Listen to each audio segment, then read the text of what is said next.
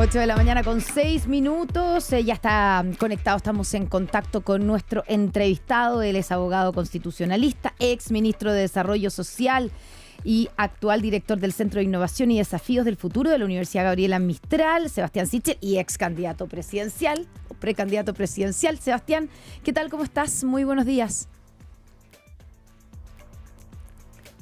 Está muteado, se decía antiguamente, ¿no? Ahí sí, ahora estoy. Ahí, Sebastián. ¿Qué tal? Y ahí te vemos también. ¿Cómo estamos? Bien, muy bien, mucho gusto. ¿Qué tal? Buen día. A ver, Sebastián, vamos primero a la noticia que marca la jornada, porque creo que de aquí van a haber muchas lecturas posibles. Hoy se cumple un mes desde el trágico fallecimiento del expresidente Sebastián Piñera. Va a haber una ceremonia de honor para honrarlo y en su legado. De Chile Vamos. Y también uno ve que probablemente acá lo que se instala es quiénes son los herederos del legado de Sebastián Piñera. ¿Quiénes podrían encarnar esa derecha más liberal o con guiño al centro que él quiso instalar? ¿Le parece que hay un heredero claro en este minuto en la derecha chilena?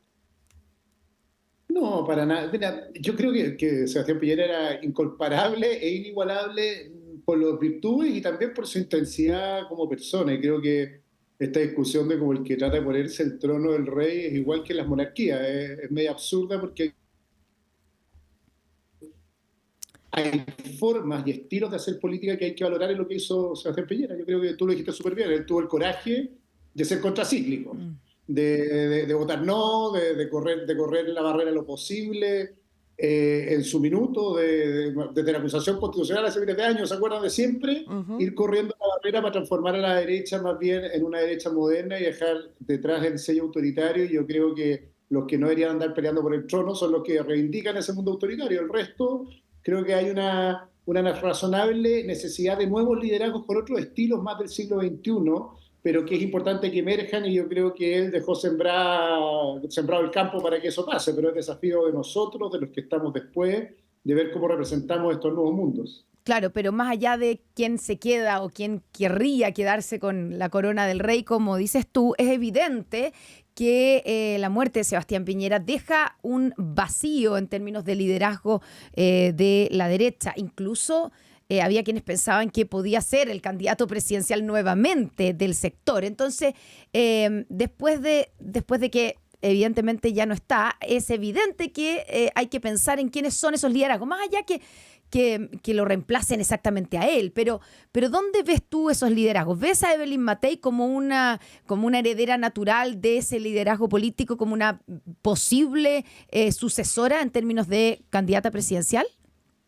Mira, Corea, hagámoslo por alteridad. ¿Por quiénes no? Yo creo que nadie que quiera volver a la derecha de los 80. Entonces, José Antonio Caz y ese mundo, después del Consejo Constituyente y todo, demostraron que su gran error estratégico ha sido encerrarse en el tercio de la derecha tradicional y no entender que para gobernar se necesita más que eso. Entonces, partamos del quiénes no. Después a la pregunta súper directa, la respuesta súper directa. Yo creo que Evelyn Matei hoy día está posicionada como el liderazgo más importante en la derecha, pero todavía le falta lo que agregaba Sebastián Piñera. Sé que para gobernar Chile se requiere el 50+1, o más bien, ojalá, una amplia mayoría que llegue a los 2/3, como lo hizo la Concertación, y yo creo que ella, que es una gran candidata, le falta avanzar en ese sentido.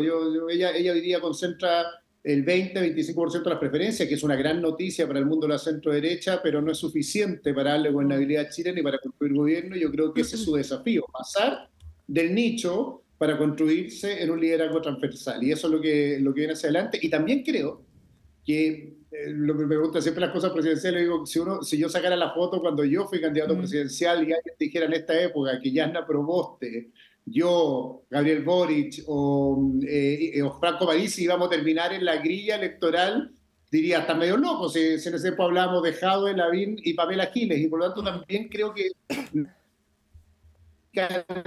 términos de interés por la política siempre estamos adelantando los procesos a la madurez de los mismos ciudadanos. Yo creo que esto después de las municipales recién se va a definir. Sí, dejo lo que dice la Claudia sobre la mesa. No basta querer ser el líder de un sector porque tu sector te aplaude. Yo creo que la gran gracia de Sebastián Piñera es que él corría a la frontera de lo posible, y creo que eso le falta profundamente a la centro derecha chilena para hacer un proyecto de gobierno. Ahí está el desafío que viene. Sí, es cierto que los tiempos de la política hoy día son totalmente impredecibles. Yo estoy totalmente de acuerdo, Sebastián Sichel, tú eras la figura, hagamos rimbombante de la elección anterior y bueno, y todo cambió y finalmente fue José Antonio Kast el que pasó a segunda vuelta. Sí, es verdad. Lo que sí también creo que es importante, así como hablamos de una política impredecible, es que hasta hace 6 meses José Antonio Kast y los republicanos la estaban llevando y eran una marea que se instalaba y que había dejado a la derecha tradicional o centroderecha en un rincón. Y hoy día resulta que todo el mundo dice que el republicano está en un rincón y que lo que campea es la centroderecha. Quizás es muy temprano para sacar esa conclusión, ¿o no? Completamente temprano, eso voy al mismo diagnóstico. O sea, también decir que republicano o que José Antonio Kast están fuera de juego. Para nada. O sea, creo que todos los diagnósticos son tempranos. Solo quiero decir es que ninguno es suficiente ni se basta a sí mismo para hacer gobierno en Chile. Y por lo tanto está como egolatría, incluyendo la que me puede haber pasado a mí también. No me hago cargo de eso, de creer que porque están los 5 minutos arriba es suficiente para sostener esto y ponerse soberbio. Creo que es un pecado mortal en todos los mundos políticos, ¿eh? Y por lo tanto al revés, el que asegure gobernabilidad lo que tiene que hacer es construir equipos, construir relatos, construir colectivos, llamar a nueva gente, estar disponible a construir alianzas amplias. En concreto creo que ese es el desafío de alguien como Evelyn Matei o alguien que quiera liderar la oposición al gobierno de Gabriel Boric, y vale lo mismo para el gobierno. Yo creo que algo lo escuché a ustedes con el proyecto de la reforma previsional, esta idea de arrinconarse en la esquina funciona hasta el día después de la elección. Cuando tienes que administrar el poder se transforma en un desastre y le ha pasado sucesivamente a Gabriel Boric cuando ganó el gobierno, a los que ganaron la Convención Constitucional, a los que ganaron el Consejo Constitucional. Entonces, a esta altura de tonto seguir creyendo que basta tu tema, lo único que hace es llevarte al fracaso. ¿Tenemos algún problema ahí de pronto conexión? Se nos quedan afuera algunas palabritas. Sí, que es importante ahí.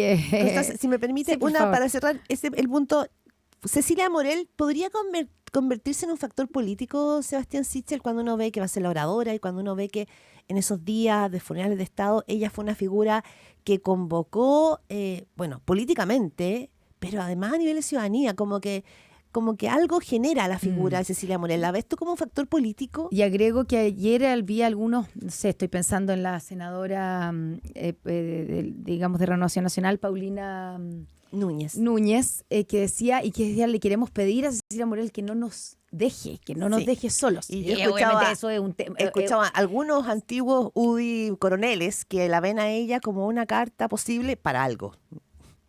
Puede ser presidencial. Yo tampoco lo creo, pero digo, y la conozco harto. Yo también creo que no, pero ¿es un factor político hoy día, a tu juicio? No lo creo, no creo que sea su interés, la conozco harto, tiene una vocación social tremenda, trabajamos mano a mano con oficinas al lado, además, cuando fui ministro de Desarrollo Social. Yo creo que al revés, que ella hay que dejarla vivir su duelo tranquila, que la política no empiece a tironearla, que le hace mal, además a la política, esta especie como de tratar de entronizar a gente que ni siquiera está en su interés estar en ese lugar. Al revés, siento que ella es una figura muy importante, moral, pero en el siglo XXI también.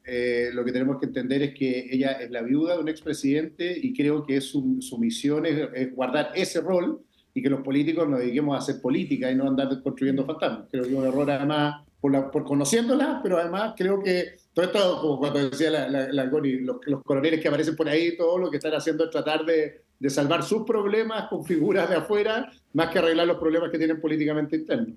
Estamos conversando con el abogado Sebastián Sichel, exministro de Desarrollo Social y también ex candidato presidencial. Sebastián, tú hablabas de la derecha moderna y como relataba la Claudia, hace 6 meses Chile Vamos y esta derecha más liberal, podríamos decir, estaba súper arrastrada o se había visto arrastrada, obligada, ¿cierto?, como a sumarse a esta ola, a esta marea republicana y parecían todos tener que endurecerse. La UDI estaba más dura que nunca. ¿Para qué decir Renovación Nacional? Incluso algunos en Evópoli.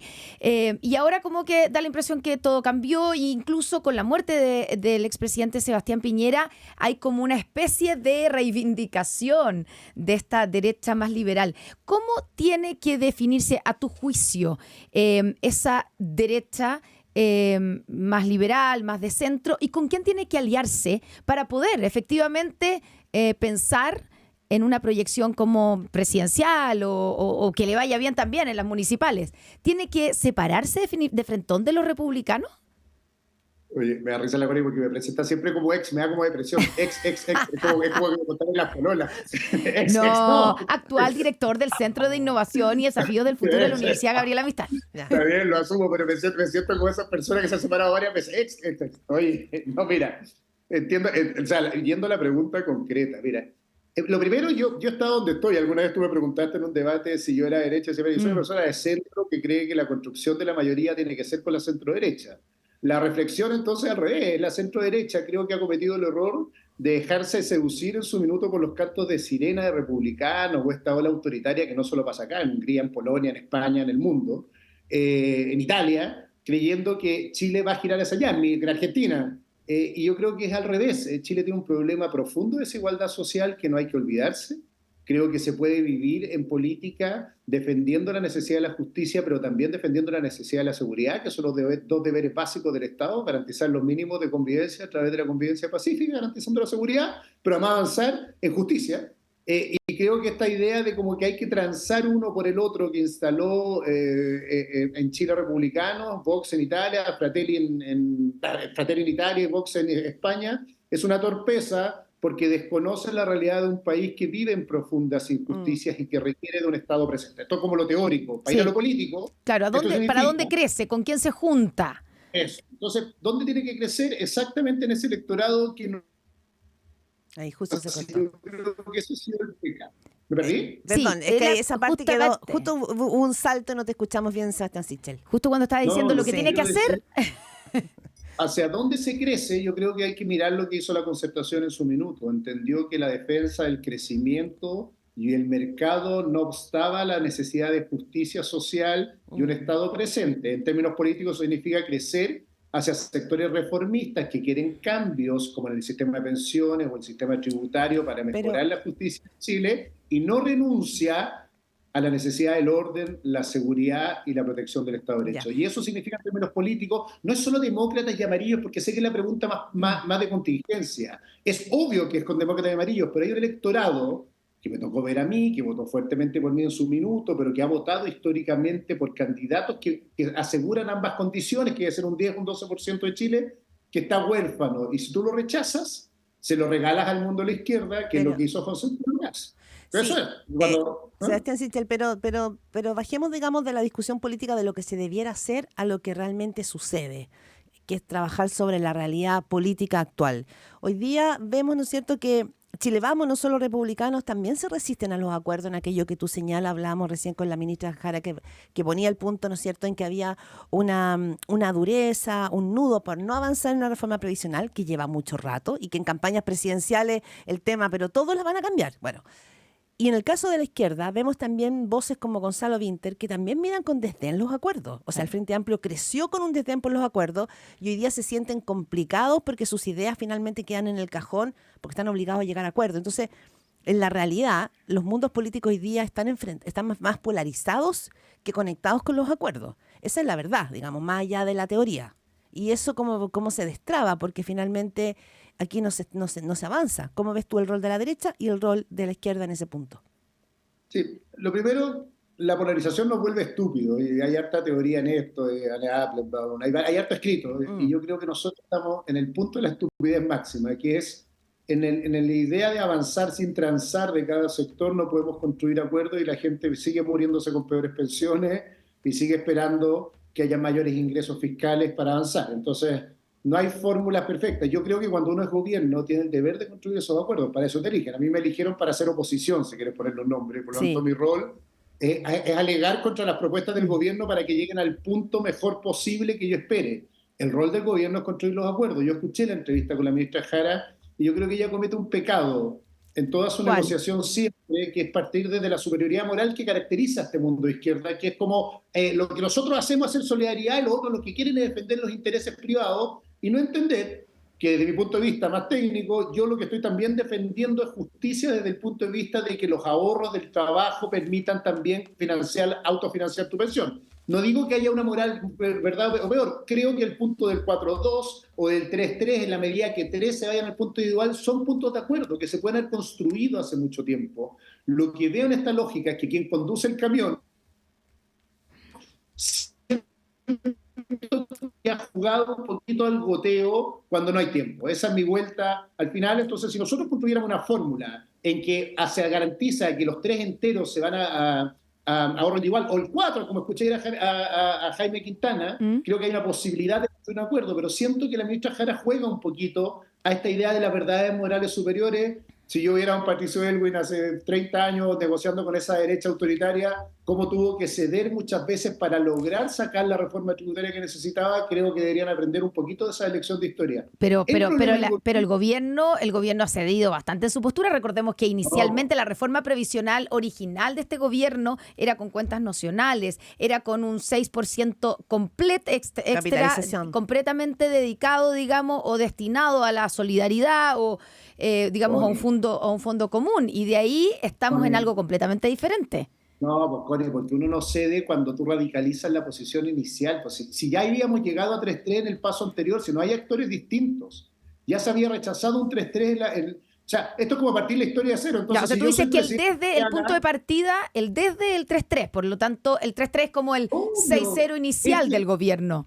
En eso ya estábamos llegando a consenso en el gobierno pasado. Si la historia no la construye cada persona que gobierna. Imagínate que yo ganara una elección presidencial y dijera, mira, mi punto de partida es 6 entero punto individual o nada. Eso no es moverse de posición, eso es volver a foja cero. Yo creo que llevamos 15 años en este debate en que nos estamos acercando a un punto de encuentro y en que la discusión estaba quien administraba el 3, ¿se acuerdan? El autónomo perdón, habíamos llegado a construir una fórmula conjunta entre los sectores políticos. A mí me pasa en esta idea de la refundación de este mundo de izquierda, es que aparecen como gobierno y parten de foja cero. Y eso retrocede la conversación cuando no tienen tiempo. Si el deber de construir esta reforma, que partió ahí mi debate, es de ellos, y partieron de nuevo en cero, como en esta lógica, igual que con la Constitución, igual que con la reforma tributaria, tienden a partir como si la historia partiera con ellos y deconstruyen el camino de acuerdos transversales que habían estado trabajando. Pero para hacer, sí, perdón Sebastián Sichel, pero para hacer justo en ese debate, porque también entrevistamos aquí en Radio Pauta a Gloria Hood, la fórmula del 3-3 que pudo haber sido aprobada en el gobierno de Sebastián Piñera, hoy día no tiene crédito en el mundo de la derecha, que sí estuvo dispuesta a aprobarlo. Claro. Hoy día eso cambió, es decir... La derecha también se radicalizó. La derecha también se radicalizó. Digo, tampoco quiere sacar del cajón esa reforma y dice que eso era en otros momentos, en otras condiciones y con otro, comillas, relato. Entonces, también es cierto que aquí se necesita, el tango es de a dos. Sí, sin DPGU de por medio. Pero mira, sí, claro, sí. Yo no voy a hacerme cargo de la radicalización de la derecha. Lo que quiero decir es que cuando a ti te eligen gobierno, tú tienes el deber de construir el acuerdo. Entonces, si tú partes radicalizando la posición, es como un elástico. Tiras el elástico, esto es Trump. Tiras el elástico y desde al lado se te va el 6-0 de nuevo. Entonces, en algún minuto este gobierno debió haber partido del punto de inicio que habíamos dejado en el gobierno anterior. Como lo hizo Sebastián Piñera respecto a Michelle Bachelet en ese mismo acuerdo. Entonces, lo que nos pasa al final, y creo que ese es el pecado original de esta generación que nos gobierna, es la sensación de que ellos son la historia y construyen la historia y por lo tanto han ido estirando el chicle. ¿Por qué yo no creo en la polarización y digo que nos vuelve estúpidos? Exactamente por esa conversación. Porque a la medida que tú tiras el elástico cuando tienes el poder, lo que haces es que el otro se aleje cada día más de ti y vas construyendo una realidad imposible de gobernar. El problema es que esto yo sé lo que lleva, a que pierde la izquierda, gana la derecha, pero si gana una derecha que vuelve al 6-0 desde el otro lado, para decirlo de alguna forma, vas a pasarte 4 años discutiendo cómo te acercas de nuevo al 3-3 y vamos a seguir así hacia el infinito. Esa es mi gran crítica con este gobierno en general, de su radicalización en las posturas en que la izquierda ya había llegado a ciertos consensos básicos con la derecha y ha destruido la convivencia cívica en esa lógica. Lo hizo cuando fue oposición. Mira, yo escuché Claudia cuando decía que la Magdalena Piñera felicitaba al presidente Boric. Y digo, pucha, sí es fácil. Yo no soy de la familia y por tanto puedo tomar una posición política. Si tú cada vez que te equivocas pides disculpas después, pero lo que hiciste es generar el clima, por lo menos en mi caso, en mi relación marital, estaría divorciado. Hoy anda de la chucha, perdón por la expresión. Yeah. Bueno, disculpa, me equivoqué, ahora recompongamos la relación.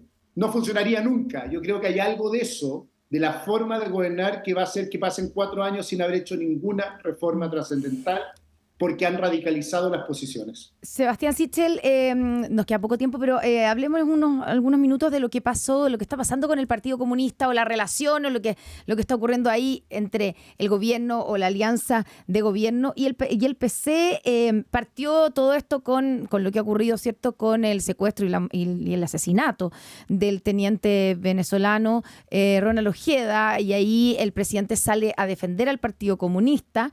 Y ayer Lautaro Carmona en la radio cooperativa dice y evita de alguna manera calificar el régimen de Maduro como dictadura. Dice a mucha honra, cuando le preguntan, pero usted no lo califica como dictadura, él dice no, y a mucha honra. Y de alguna manera salen incluso gente del socialismo democrático a criticar la postura del Partido Comunista. ¿Cómo ves ese cuestionamiento que está teniendo y ese problema que está teniendo hoy día, metido por el Partido Comunista, que fue apoyado además por el propio presidente Gabriel Boric? Vamos, 3 planos. Primero, el plano político pequeño, digo yo, de esta discusión como de la Guerra Fría entre el comunismo y el anticomunismo. Yo soy profundamente antiautoritarismo y eso me hace ser anticomunista como soy antifascista, para decirlo de alguna forma, y no tengo vergüenza en decirlo porque creo en la democracia, y yo creía alguna vez que el Partido Comunista chileno había evolucionado hacia posiciones más democráticas. Lo de Lautaro Carmona me ratifica mi tesis inicial, que el Partido Comunista ve la democracia como un medio y no como un fin, y por lo tanto la usa cuando le es útil y la inutiliza cuando no le es útil. Y por eso defiende a Maduro. Creer que hay autodeterminación de los pueblos, el caso del régimen de Maduro, es no entender lo básico de la democracia, pues si no, la oposición está inhabilitada para participar. Ayer fijaron las elecciones el día del cumpleaños, el natalicio, no me acuerdo, de Hugo Chávez. Tipo democrático. Entonces pasa que te das cuenta que les es cómoda, la democracia les es cómoda cuando lo ve como un medio para administrar el poder, pero no es un fin en sí mismo, y los demócratas creemos que es un fin. Y ahí creo que soy anticomunista, antiautoritarismo, como fue anti-Pinochet, o sea, cualquier forma de autoritarismo para mí es radical. Después, el plano del presidente, que creo que es el más grave. ¿Lo complica o no al presidente Gabriel Boric? En el sentido que el PC le quita el piso. Claro. Obvio, pero no, primero partamos de la base. Cuando uno es presidente, cumple 3 funciones: es jefe de Estado, es jefe de gobierno y es jefe de su coalición política. En ese orden. O sea, en los asuntos de Estado uno tiene que comportarse como jefe de Estado, y cuando puedes tener un potencial conflicto internacional con intervención de un tercero, lo que tú tienes que hacer es evitar ser jefe de los partidos. Y yo creo que Gabriel Boric cometió un pecado venial al meterse en el debate político de defender corporativamente un partido, porque él tiene que actuar como jefe de Estado para defender los intereses de la nación, y se demuestra la inmadurez para ejercer el cargo cuando cae en casi ser como un parlamentario que defiende al comunismo. Y se enreda por lo mismo que ustedes dicen, porque el día después además el comunismo le saca el piso. Entonces, creo que el presidente en estas situaciones tiene que abandonar el diputado Boric y habitar el cargo, el señor de O'Higgins, como le gusta decir, y actuar como jefe de Estado. En este caso, los chilenos duermen intranquilos porque se puede sepultar a alguien bajo 1,5 metros de concreto y enterrarse en una maleta por encargo. Nos interesa que el jefe de Estado esté disponible a buscar todas las alternativas posibles para esclarecer este crimen y que no esté encerrado entre sus partidos tratando de defender a sus partidos cuando son atacados justa o injustamente. Yo creo que ahí se demuestra la falta de estatura para ejercer el cargo en casos como estos. Bien. Y por último, chao Maduro. En el fondo hay algo más de fondo que deberíamos tener consenso, como yo dije alguna vez, Maduro en el mundo es que el autoritarismo es malo y que aquellos que ejercemos o jugamos en la democracia tenemos que condenarlo, independiente que sea cercano o no políticamente. Sebastián Sichel, ex ministro de Desarrollo Social, ex candidato presidencial y director del Centro de Innovación. ¿Centro de Innovación? Centro de Innovación. Eso. Para que no diga que le decimos solo. Exactamente. Muchísimas gracias, Sebastián. Muchas gracias por estar Sebastián. aquí. Que estés muy bien. Chao. Bueno,